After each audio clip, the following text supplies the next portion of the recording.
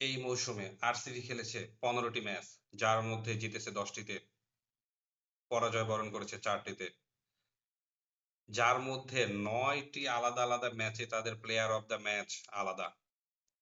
বুঝতেই পারা যায় তারা কোনো একক প্লেয়ারের উপর ডিপেন্ড করছে না।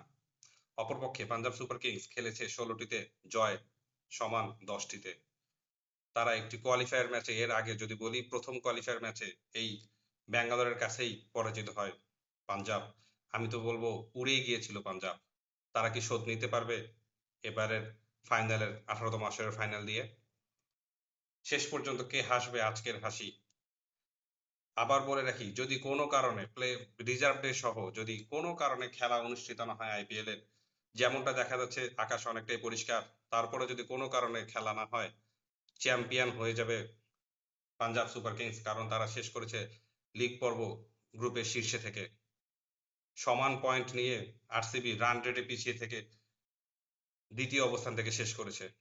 সো আরসিবি চাইবে অবশ্যই যেন খেলা হোক, আমরাও চাই খেলা হোক, চ্যাম্পিয়ন হোক বিরাট কোহলির আরসিবি।